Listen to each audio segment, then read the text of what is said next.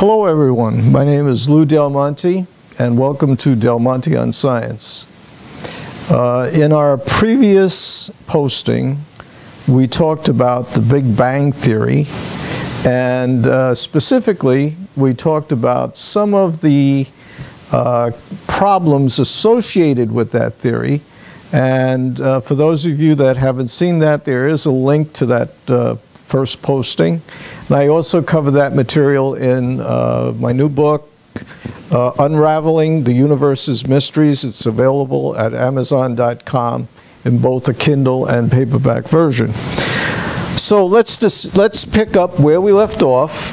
And this is exactly the point we left off in the last posting. These are the three major issues associated with the Big Bang Theory.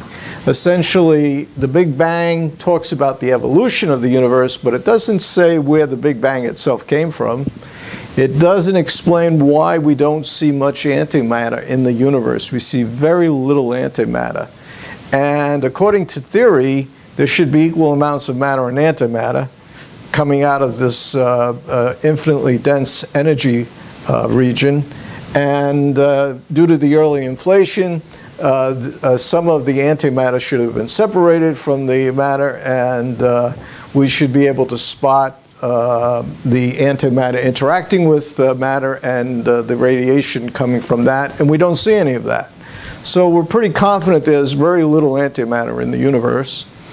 And lastly, we talked about that the Big Bang had an early inflation, which meant that initially it expanded, the energy expanded very, very quickly, exponentially, and then slowed down. Now, to start off with the origin, I want to talk about a phenomena that we see in the laboratory.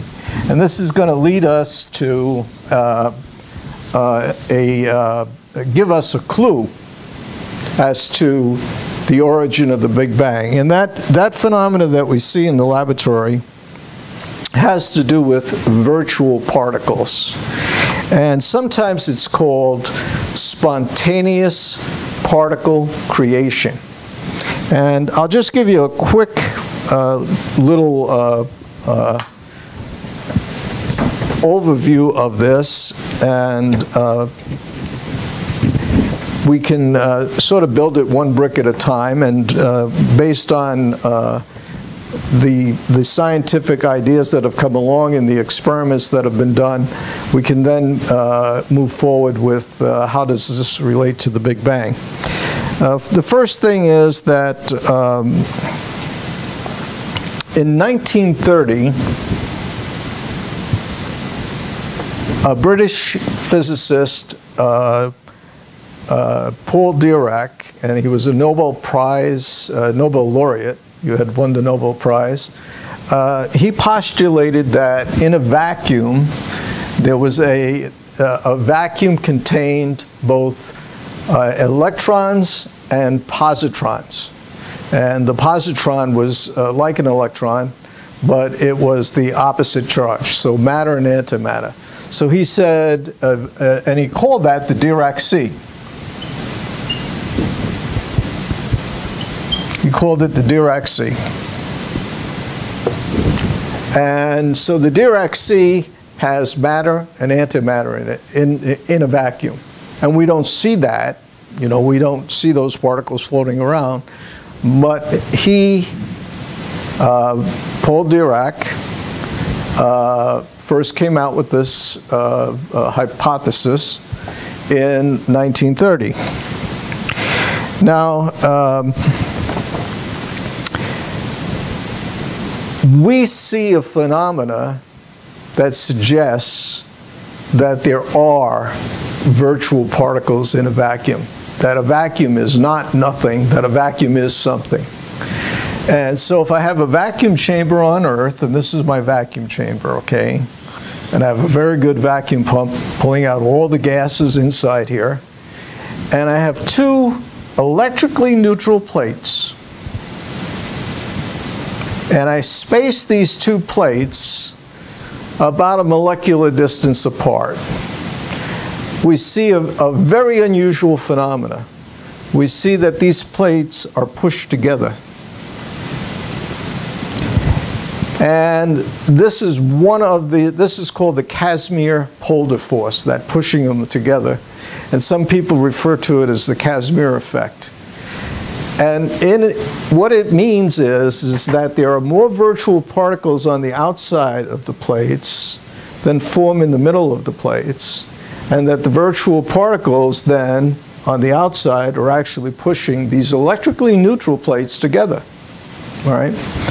A second thing to bring up is that there's not universal agreement in this, but that most of the quantum physicists believe that virtual particles appear in particle pairs, both matter and antimatter, so that we're dealing with particle pairs.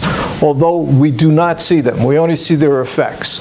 We know they're real, all right? So the big question, we know that virtual particles can come from essentially nothing, spontaneous particle production. There's a laundry list of different experiments. I just talked to you about the Casimir effect and the Casimir-Polder force, but that there are, within a vacuum, you can give rise to virtual particles. Now, how does this happen? Well, what it's believed is that the energy in a vacuum is not evenly distributed. That much like in a building, when you try to heat a building, some portions of the building are hotter and cooler and what have you. Well, according to the Heisenberg uncertainty principle, the energy in a vacuum would not be evenly distributed, and in some places it bunches up and gives rise to these particles, these virtual particles. So, with that as a background, as a concept, and this might now be occurring to you, could this be what actually caused the Big Bang? Did we have a superuniverse somewhere? That's the superuniverse.